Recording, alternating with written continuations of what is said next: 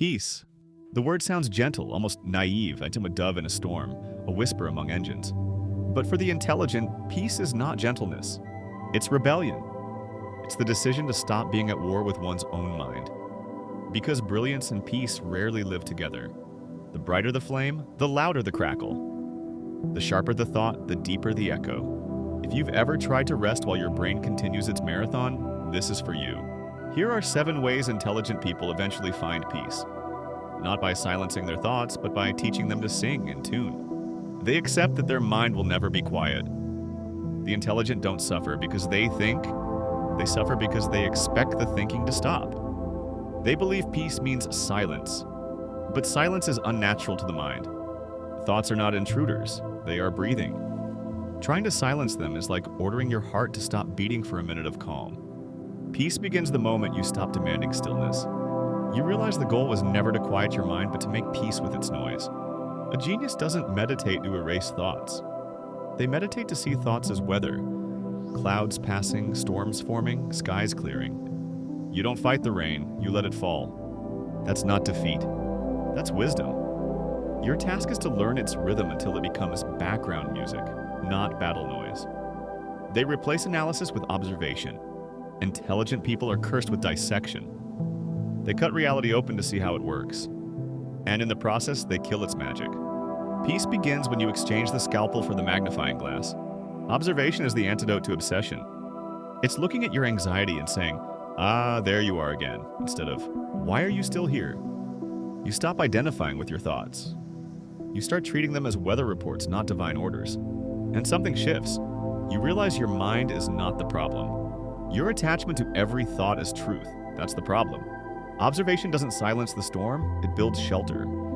They turn solitude from punishment into practice.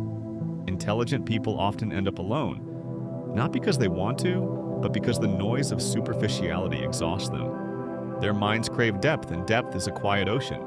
At first, solitude feels like exile. But eventually you learn to sit in the silence and hear something deeper. The echo of your own mind without interruption. That's when solitude becomes practice. It stops being absence and becomes presence, a rehearsal space for clarity. You start realizing that being alone doesn't mean being abandoned. It means being undistracted. And that's where ideas are born, emotions heal, and self-respect returns. The world fears silence, the intelligent learn to inhabit it. If intelligence were enough to make peace, every genius would be enlightened. But intellect is a microscope. It magnifies everything except the soul. You can know why you're sad and still drown in it. You can write a thesis on grief while grief still sits beside you, waiting to be felt, not explained. The intelligent often confuse emotional literacy with emotional freedom. They analyze their pain as if naming it could make it leave. But analysis is anesthesia, not healing. So they learn to let emotion breathe, to cry without commentary, to hurt without theory, to feel without footnotes. That's when peace enters quietly, like forgiveness after confession. Not because the logic made sense, but because the body was finally allowed to speak. Emotion is not an error in reasoning.